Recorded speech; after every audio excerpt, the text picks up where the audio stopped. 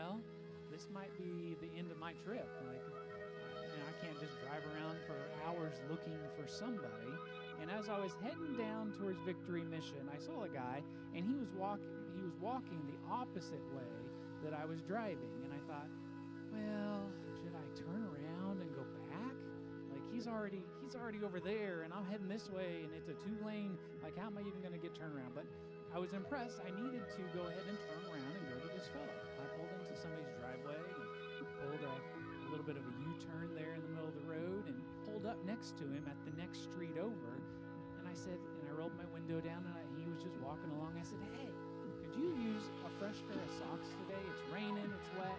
I've got this bag, and I'm holding it up. And he says, oh, I don't need it. And then he stopped, and he says, what I do need is a rock. Come on in, get in. And we started talking.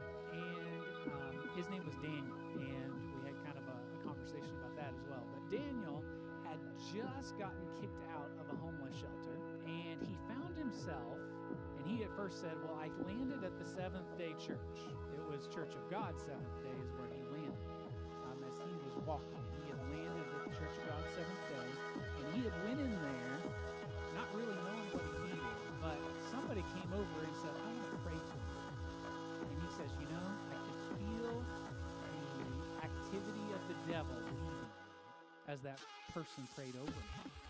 Anger, the demons that I've been fighting, the addiction, and all these experiences, I could feel them leave me.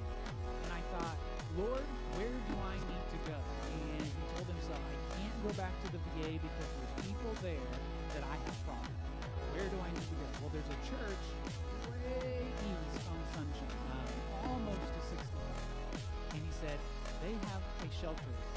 And remember, I was out in the middle of downtown Springfield. That would have been quite the walk. It probably would have taken him hours to walk in the rain and the cold all the way over. Here comes Gary in his car trying to hand out little bags. And so he gets in and he starts telling his story. And how he had this encounter where he went into a church not even knowing why he was going in there. He knew his life needed something different. And it makes me think of that story of that prodigal son. You hit your lowest, you hit the pinnacle.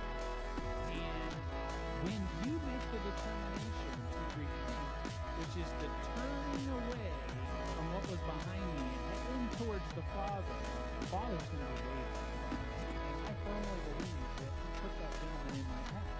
And before I could let this guy out of the car and pray for him, he told me, I feel impressed, I need to pray for you. And so he then prayed over me that the Holy Spirit would work in my heart for forgiveness, and joy, and peace.